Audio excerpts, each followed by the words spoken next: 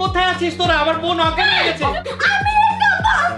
আল্লাহ, এই তো আরেকটু আরেকটু, এই